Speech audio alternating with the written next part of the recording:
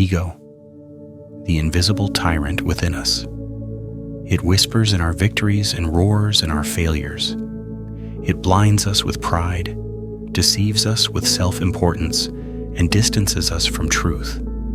Every philosopher, every sage, every Stoic, from Epictetus to Marcus Aurelius, warned us, the enemy is not outside. It is within. Ego is the false self. It feeds on praise, on validation, on comparison. It demands recognition. It craves control. It makes you believe that you are more or less than you truly are. But the Stoics taught that the self, the real self, is indifferent to such illusions, for ego belongs to the realm of appearances, while wisdom belongs to the realm of essence. Marcus Aurelius, Emperor of Rome and servant of reason, wrote to himself, "You could leave life right now. Let that determine what you do and say and think. There is no room for ego in the face of mortality. The awareness of death cuts through the noise of vanity. What is reputation when your bones turn to dust? What is applause when your breath is gone?" The Stoic learns to see ego as smoke, a fleeting cloud that hides the sky of reason. The wise person clears it away through humility, through self-examination, through discipline. For humility is not thinking less of yourself, but thinking of yourself less.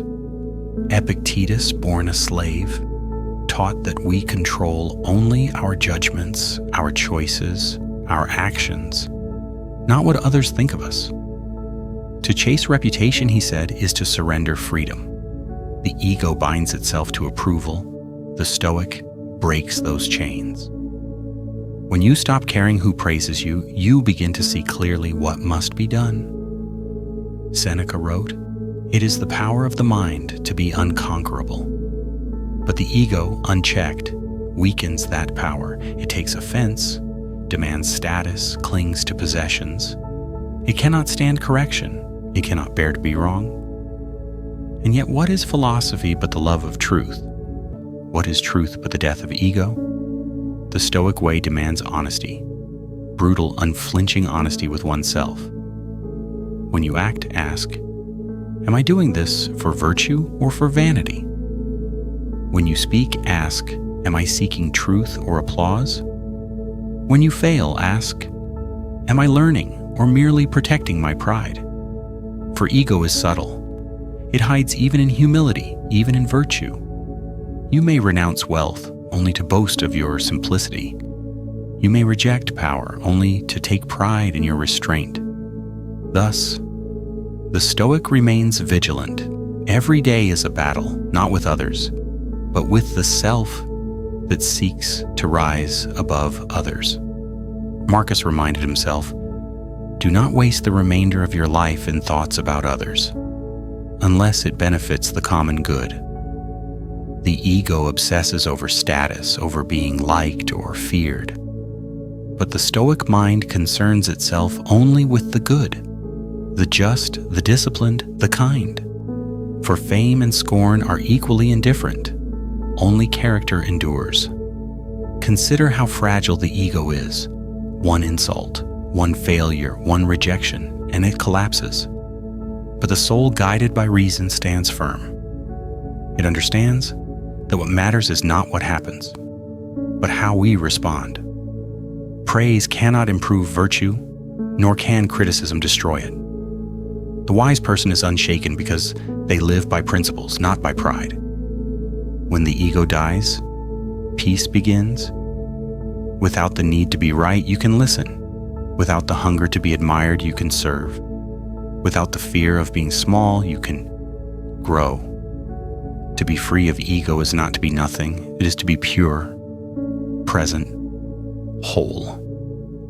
The Stoic seeks mastery not over others, but over himself. To rule the self is to rule the world, for the world is only what your judgments make of it.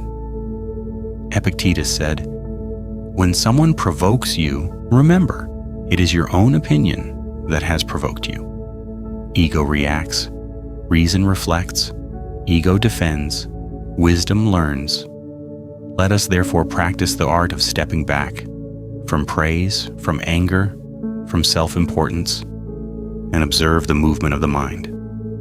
When pride swells, remember your mortality. When arrogance arises, remember your ignorance. When you feel above another, remember how quickly fortune can reverse. Every dawn, say to yourself, I will meet vanity today, I will meet pride, I will meet ego, in others and in myself. But I will not serve them, I will serve reason, I will serve virtue, I will serve the truth. In the end, the Stoic stands before the mirror of the mind and sees not a hero nor a victim, but a human being, striving, imperfect, transient. And in that humility, there is freedom. For the one who has conquered the ego has conquered everything. If you seek wisdom over ego, subscribe and walk the Stoic path with us.